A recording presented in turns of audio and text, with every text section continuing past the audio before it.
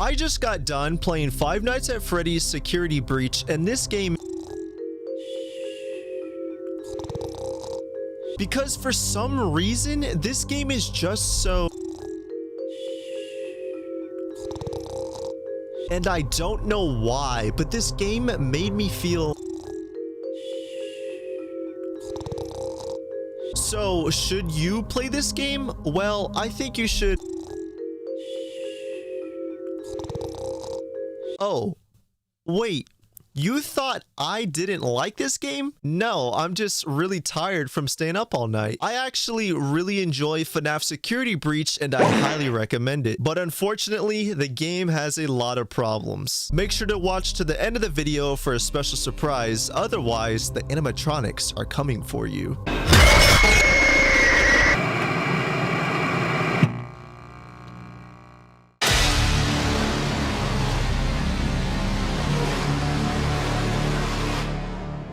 There is more going on here than you realize. Ladies and gentlemen, Five Nights at Freddy's Security Breach is officially out now. Of course, this is a spoiler-free review, so there will be no spoilers in this video, but I will be showing footage of some early game stuff. So if you want absolutely zero spoilers, then watch this review after you play the game, but if you want a review before purchasing the game, then this is the one for you. So FNAF Security Breach is basically, you know, the animatronics are on stage and Freddy has a malfunction. He collapses and essentially ruins the party for everybody. One of the kids who is at the party ends up climbing inside of Freddy, and now Freddy wants to help the kid escape. But of course, this is a FNAF game, which means you can't escape until 6 a.m. There is also a security guard named Vanessa who is looking for this kid, which his name is Gregory. But Gregory is scared of her and does not trust Vanessa. Now, when it comes to the characters of this game, I actually really do like all of the characters. I feel like every character has their own distinct personality. Honestly, I think two of my favorite characters are Chica and Roxy. Roxy doesn't seem to have an ego, but she seems like the self-motivated type. Like, you know, I'm the best. I can do this. I'm the only one that can do this. Because every time she chases you or every time you see her talking to herself, she's always like, I'm the best. I'm going to be the best one. Now, Chica is definitely one of the creepiest animatronics in the game. Well, in this game, they call them bots, but she's definitely one of the creepiest ones. She likes to use this creepy tone when she's chasing you. She's like, you know, where are you? I'm gonna take you back to your parents. But the way she says it is very manipulative and it's kind of creepy. And if you ask me, Freddy is the most likable animatronic out of everybody. Freddy's personality in this game is much different than all of the other games, and especially in this one because he's trying to help you. Obviously, there's a lot of other characters in this game, but I don't want to give off any spoilers, so of course I will save those characters for you guys to experience for the first time. And yeah, they're pretty creepy. But generally speaking, the story is your typical FNAF story. On the surface, it seems simple, but once you start diving into the lore, it gets a little complicated. So I think the voice acting is absolutely fantastic from the animatronics. I think everybody who voices the animatronics did a fantastic job. They're creepy, they're likable, they're enjoyable. I think they did amazing. Now, the main character that you play as, Gregory, I think the voice actor did a great job, but it just feels so off. I don't know how old Gregory is. I don't know if they actually end up telling us, but for some reason, for somebody who is a kid, he seems much older than he actually is. He doesn't seem as afraid as he's supposed to be. I mean, there'll be situations where he's getting chased down and it's like a super like scary situation, and then he gets to a safe spot and he's like, well, that was interesting. And it just feels so off. And for me personally, it kind of kills the atmosphere a little bit. It makes me feel like I'm not as much in danger as the game is wanting me to be in. The lip syncing, I mean, this is an indie game. It's not perfect lip syncing at all. I mean, it's your typical, you know, when they're talking, their mouths just move. It's not perfect whatsoever. So lip syncing, it's what you would expect from an indie game. But I will say for the most part, the animations are kind of the same thing. It's what you would expect. I don't know if that makes any sense, but the animations are not the greatest. There's times where, you know, I'll clip through things, or, you know, there's like, I'll like activate something and I just teleport to it. It's a little weird. Animations could definitely use, if I'm being honest, a lot of work. But for what they are, I've definitely seen worse. They're not not the worst animations, but it's definitely, you know, indie, you know, it's very like janky and very like teleporty. Now I decided to put this in animations because I feel like this is where the game starts to fall a little bit, is the animations. Because the first problem that I noticed with this game, the main problem that I noticed right off the bat, so there are these security bots that are basically patrolling throughout the whole building, right? You'll see these guys everywhere, and they don't actually kill you themselves. What they do is they detect you, and then the other animatronics like Chica and Roxy and all the others, they come around and they're the ones who kill you. Now that seems kind of cool and all, but the problem is the animatronics literally teleport next to you. What I mean is I'll be in this massive area, right? And I only see one security bot, and I ran up to him and I got detected, and out of nowhere Chica teleported right next to me and killed me. And once again, this kind of kills the immersion for me, and I feel like it's going to kill the immersion for a lot of people, because I get it, right? You don't want to get detected by these bots, but it becomes a problem later in the game when they literally have like 10 of these guys in one area, and it's so difficult to get through. And so you're dying like 30 times over and over, because the moment they detect you, here comes Chica or Roxy, they teleport right next to you and they kill you. But now we need to talk about the visuals and the world. So I wanted to say this right now, right off the bat. The texture quality in this game is not very good. I mean, from a distance, I feel like with any game from a distance, you might look at this and be like, hey, this looks amazing. But once you start getting close and personal with all the textures, you're going to notice some very blurry and pixelated textures. So yeah, the texture quality is very, very cartoony, which I think it fits the art style, but when it comes to the actual texture quality and the graphics, definitely could be improved by a lot. But I will say, in terms of the actual visuals and the general art style, this game looks amazing, and personally, I think it is one of the best looking horror games out there, at least in the indie market. Whoever decided that this game needed to take place in this sort of setting with all these neon and just glowing lights, like, they need a raise, because this game looks absolutely fantastic. In terms of the art style, because I think the neon lights really set the tone for this game. It really, like, there were so many times where I just stopped and I was just looking in the distance, because I'm like, oh my god, like,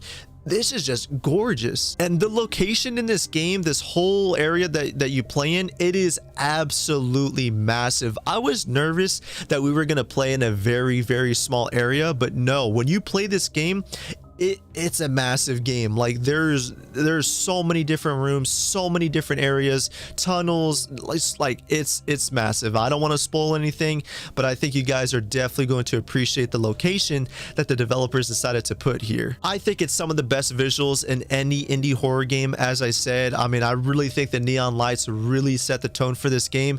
I think it looks absolutely amazing, and I think the reflective surfaces too really, like, you know, it just shows you like, wow, like this art style is amazing. So when it comes to the exploration, I think it's okay. I was expecting maybe a little bit more, but I think it's okay for what it is, especially for a FNAF game. So your main source of exploration, besides, you know, main story stuff like, oh, here's a key card or whatever, are these little jack boxes that you'll find all around the map. They'll give you, you know, drinks and little magnets, and usually these things give you certain buffs. So as I said, your main source of collectibles, your main source of exploration will basically be these little jack boxes that you'll find, like I said, all around the map, and they'll just give you some random items, like you'll find magnets and drinks and some other cool stuff. But outside of the jack boxes, there's really not much to find. I mean, you have the jack boxes and then the main story stuff, and that's pretty much it. There's really not much else to find. The game does have linear objectives, like, you know, go from point A to point B. Like, you could just follow the story in a linear path. But the thing with this game is it is literally a free roam, so you can free roam the entire building. Sometimes you'll be locked into a little area,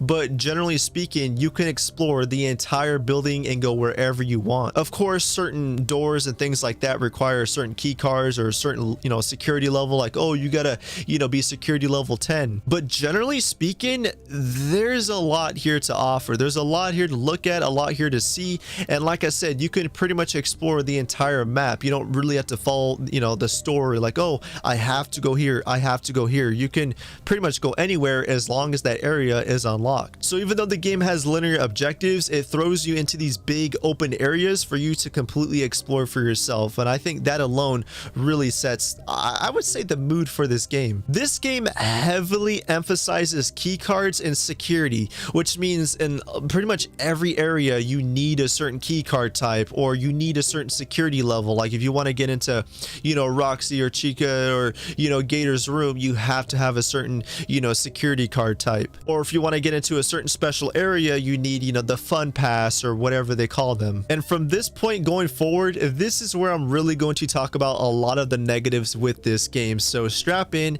and get ready. Now the game has something called save terminals, which are basically the ways you can save your game. So the game does not have auto saves. The only time the game auto saves is like very critical moments like boss fights or something like that. But generally speaking, if you want to save your game, all throughout the game there's going to be these little save terminals on the wall, and essentially that's where you save your game. Which means if I save my game at a certain spot, and if I do all of this progress and haven't saved my game since, if I die, I respawn all the way back at that save point. So it's very important that as you're playing this game, anytime you do anything big or major, you want to make sure you're constantly saving your game, because when you die, you respawn at your last save point. The game also gives you this little watch, and it's kind of like the Pit-Boy from Fallout, you know, because that's where you look at your missions, that's where you talk to Freddy, that's what you know, you look at the cameras and you look at the map and cool things like that. And speaking of interactivity, I really wish there was more interactivity with the environment, because outside of opening doors, outside of saving your game, and outside of opening jackboxes throughout the game,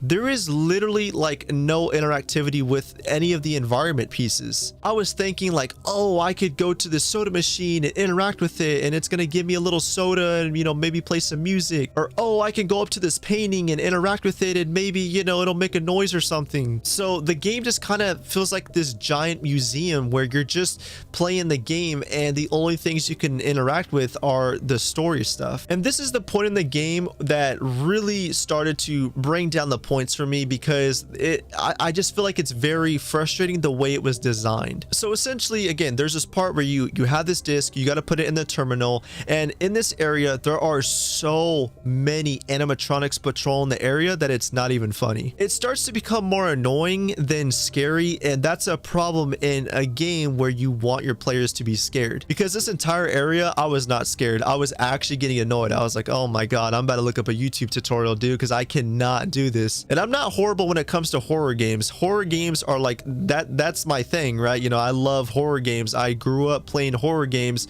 I know how to play a horror game. You know, I'm not like bad with, you know, when it comes to these games. Like, I'm not bad at stealth, I'm not bad at, you know, evading and things like that. But this area was entirely frustrating to me, because this area literally had multiple security bots, and it had Chica and Roxy patrolling the area. Now, it doesn't seem that bad, but when these areas are open and there's almost no cover, and you have to just sprint past these guys and basically risk your life or risk getting, you know, basically captured, it starts to become frustrating. I died at least 20 times in this area, and eventually I realized, okay, you can outrun Roxy, but you can't outrun Chica, and it just starts to become confusing and just doesn't really make too much sense to me. There's another part in the game, again, I don't want to spoil these enemy types, so I'm not going to, but basically there was a part where I got soft locked, which means I was basically stuck and I couldn't progress, and I had to purposely die in order to respawn and redo the area again. And just the way this area was designed is very claustrophobic, which is good in a horror game, but with these enemies, and I feel like you guys are going to know what I'm talking about when you get to this part,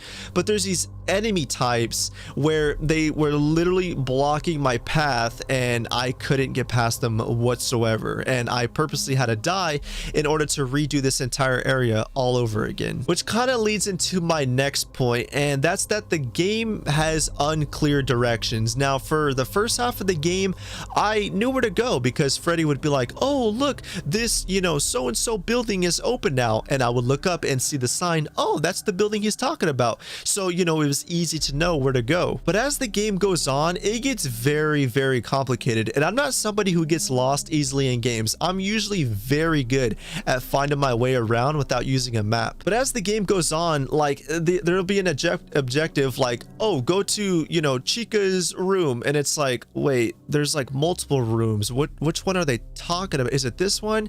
Oh wait, this one's locked. Wait, is this the room? Oh wait, but her other room's across the map. Is that the right one? And you start questioning, and it gets really confusing because the game just starts to not care anymore, and they're just like, oh yeah, go here. And you're like, wait, where was that area again? And here's the thing, you get a map, you have cameras and things like that, but there's no actual markers. You literally just have to explore and eventually just pray and hope that you find the area that you were looking for. So I have a 2060 Super i7 9700K processor, and this game does not run well. So I will say that I had 0 crashes at all. Out of my 10 plus hours of playing this game, I had absolutely no crashes. So the worst part about this game specifically are these stutters. I was even playing at medium settings without recording, and I was stuttering all throughout the game. At first I was like, okay, it's just a couple stutters here and there, usually what happens when the game is trying to load a big open area. But all throughout the game I was constantly stuttering. Now it was an unplayable, level of stuttering,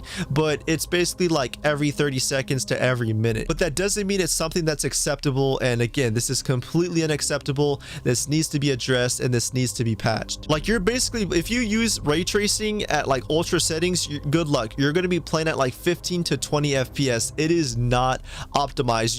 I recommend nobody play this game with ray tracing. So yeah, the optimization is not great, and it is the most noticeable and the worst part about this game. It is horrible. So now we're moving into the audio of this game, and I will say that the audio is some of the best that I've ever seen in any indie horror game. I will say that the music in this game is very good. It's amazing. It's your typical like FNAF chilling soundtrack. Like it's pretty good, and I feel like the soundtrack is very memorable and very noticeable. The first time you really get a good look at Chica, where you have to push over these cans to make noise, the audio cue is like, ooh, it's like like it's chilling. I was like, whoa, like hold up now. But the music overall, absolutely amazing. I think the sound design is very good. Again, we've definitely seen better, or I should say we've heard better from other indie horror games, but this game, for what it is, for a FNAF game, I think the sound design is very good. And this might be a problem for some people, but there is no FOV slider whatsoever, and this needs to be patched as well. For me personally, I don't get motion sickness when I play first person games. I can play at 0 FOV, I can play at 100, I could play at any FOV and still be fine. Somebody in the Steam reviews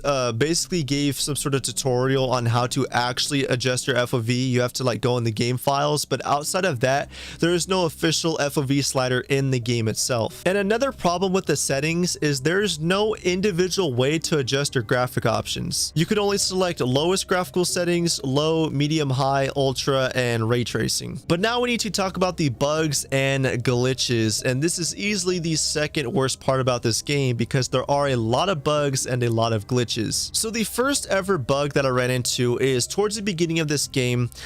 Basically Freddy, he's low on power, right? He kicks you out, or you jump out of his, his stomach, whatever, and he's low on power, and he runs to this power machine and he climbs inside. And in the next area I died, and when I respawned, Freddy wasn't in the machine. He just completely disappeared. He was just gone. And what's funny is I actually ended up running into a very big game-breaking bug at the very beginning of the game. I wouldn't call it game-breaking because it didn't stop me from progressing, but basically, again, without spoilers, with your first boss fight, if you want to call it, there's this like sun moon animatronic that you're gonna basically go against, and essentially I knocked over, these cans or whatever, these toys, and he got stuck. He ran over to the pile of toys that I knocked over, and he basically got stuck and did not move. I ran up, near him. I ran up to him, and basically if you get too close, he'll capture you. But if you just run around, you can basically complete your objectives and he will never move. Another thing with this game is the animatronics clip through objects all the time. I've seen animatronics run through walls. I've seen animatronics run through counters,